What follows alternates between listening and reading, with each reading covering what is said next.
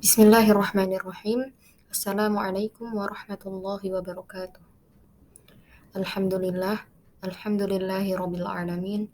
Wassalatu wassalamu ala asyrafil anbiya'i wal mursalin wa ala alihi wa sahbihi ajma'in amma ba'd. Perkenalkan, saya Syahriyatul Maghfirah dari Prodi Ilmu Al-Quran dan Tafsir, Universitas Ibnu Khaldun Bogor, semester 2.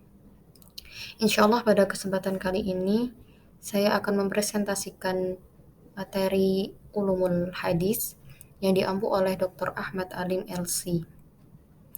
Adapun materi yang akan dibahas yaitu yang pertama pengantar ilmu mustalah hadis, yang kedua mutawatir dan ahad, adapun yang ketiga validasi hadis sahih, yang keempat validasi hadis hasan, yang kelima hadis dhaif dan klasifikasinya, dan yang terakhir hadis dhaif ditinjau dari gugurnya sanad.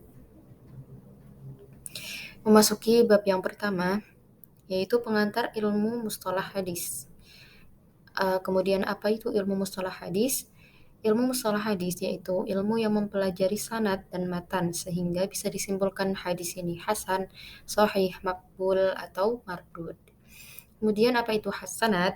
Sanad yaitu mata rantai keilmuan atau bisa disebut atau dalam bahasa lain yaitu thorik. Kemudian apa itu matan? Matan yaitu teks naskah hadis.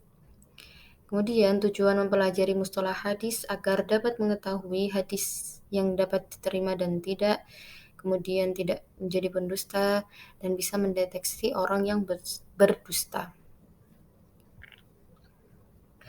Ilmu hadis dibagi menjadi dua.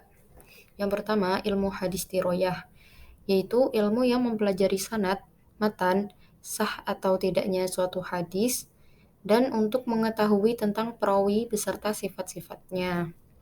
Kemudian yang kedua ilmu hadis riwayah, yaitu ilmu yang mempelajari apa yang telah ditetapkan dalam hadis diroyah.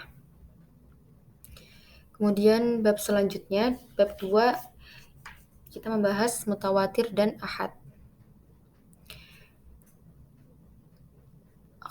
Yang pertama, ilmu hadis diklasifikasi menjadi dua. Yang pertama khobar mutawatir, yaitu hadis yang diriwayatkan oleh mayoritas, perawinya banyak, bisa 10 atau lebih.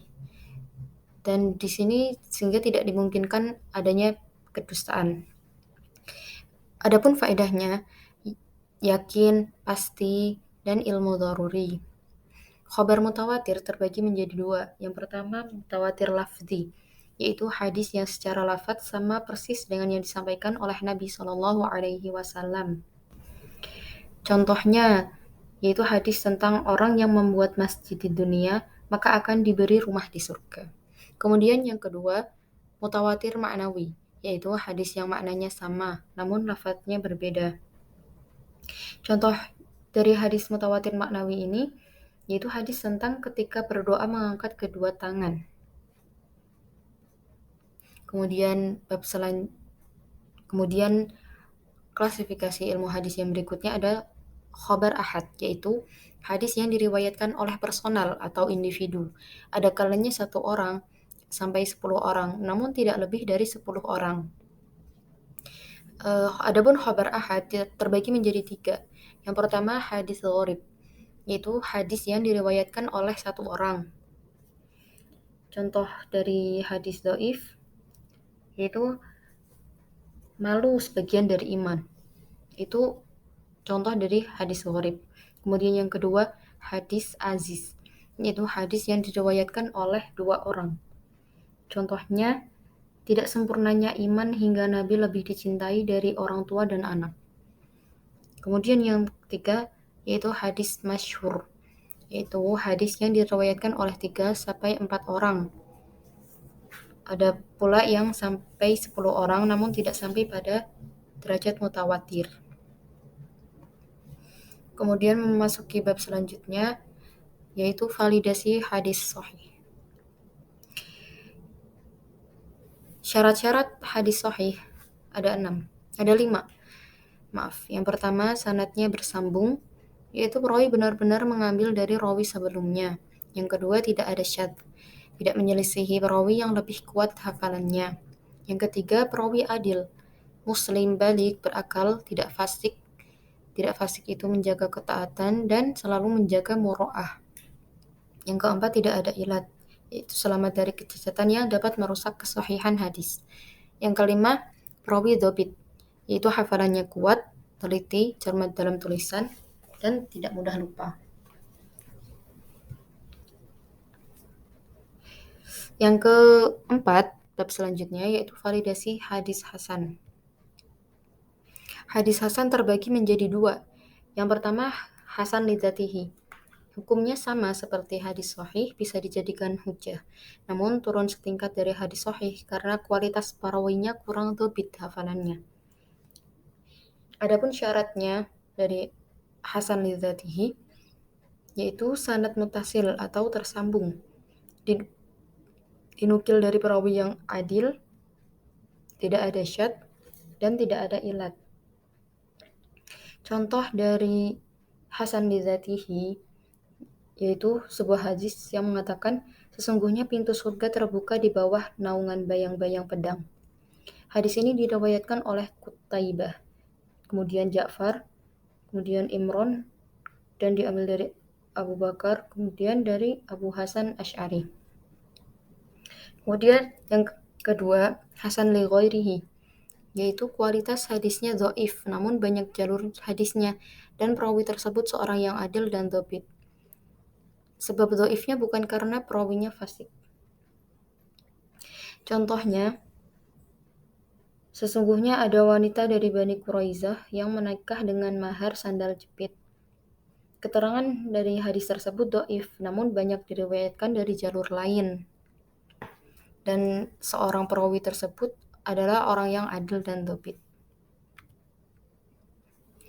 Kemudian memasuki bab selanjutnya yaitu klasifikasi hadis dhaif. Ditinjau dari segi gugurnya sanad, disebabkan karena sanadnya terputus atau tidak tersambung. Di antaranya ada mu'allaq, mu'dhal, munqati, mursal, mudallas, dan mu'an'an.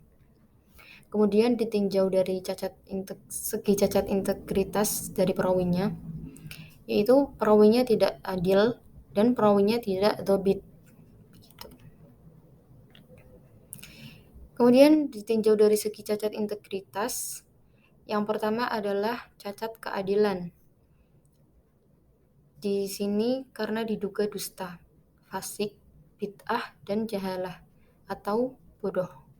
Kemudian yang kedua cacat kedzobitan, karena rusak hafalannya, buruk hafalannya, ghaflah atau lalai, banyak lupa, dan mukhalafat sikoh, yaitu menyelisihi perawi yang lebih sikoh daripadanya.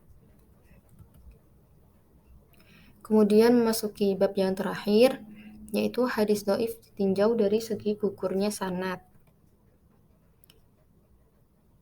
Di sini disebutkan beberapa hadis dhaif sebab pengguguran sanad. Yang pertama, mu'allaq, yaitu hadis yang tidak disebutkan rangkaian sanadnya dari awal.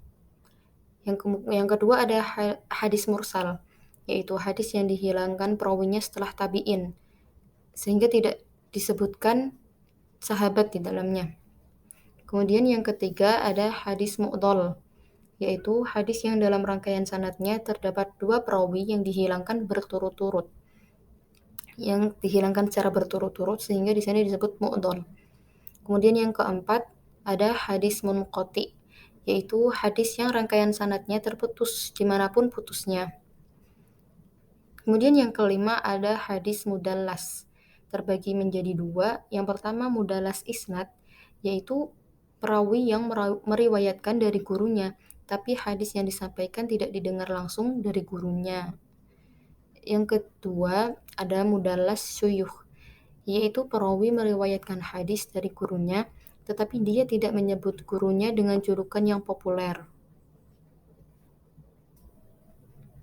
Kemudian yang keenam ada yang terakhir pada pembahasan kali ini, yaitu hadis mursal khafi, yaitu perawi yang meriwayatkan hadis dari orang yang semasa dengannya.